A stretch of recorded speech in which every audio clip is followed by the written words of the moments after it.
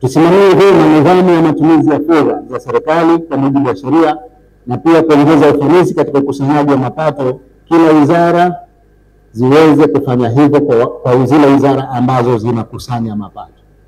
Katika moja ya maeneo ambayo hatujafanya vizuri sana ni nidhamu ya matumizi ya fedha na ukusanyaji wa fedha. Tusimamie vyema nidhamu ya matumizi ya fedha za serikali kwa mujibu wa sheria na pia kuongeza ufanisi katika ukusanyaji wa mapato. Kila wizara ziweze kufanya hivyo kwa zile wizara ambazo zinakusanya mapato.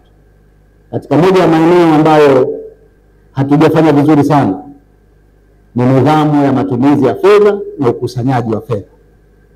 Wako baadhi ya watendaji mahodari sana wa kusema kama safari hii OC ndogo, lakini yeye mwenyewe hakusanyi kitu. Hii isiwe hivyo. Sasa hivi wote wanaotaka, ndio maana tunasisitiza kwenye mifumo, lazima kuwe kuna mifumo ya ukusanyaji. Fedha zipatikane ndio OC itakuwa sawa sawa. Huwezi kutegemea OC nzuri wakati hakuna makusanyo.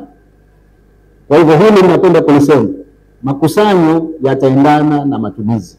Hatuwezi kuwa tuna matumizi tusiyokusanya. Kusanya kwanza, halafu tutumie, lakini matumizi yenyewe basi yawe ni matumizi yenye tija. Sio safari za kila siku. Na hili ninalisema, safari na mafuta imekuwa ni maeneo mawili yanayochukua fedha nyingi sana za serikali. Tumeongeza wizara 2. Sasa badala ya kuwa zile 18 za awali, sasa tutakuwa na 20. Na kwa kweli si kwamba tumeongeza kwamba mpya kabisa. Hapana,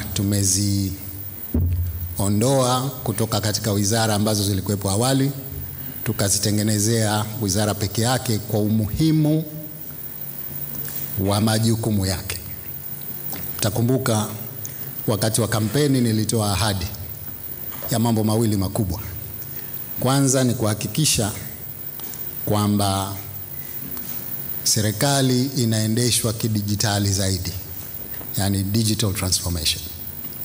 Sasa ili tuweze kufikia huko, tunahitaji eneo hili la mawasiliano kuwa na utendaji wa peke yake.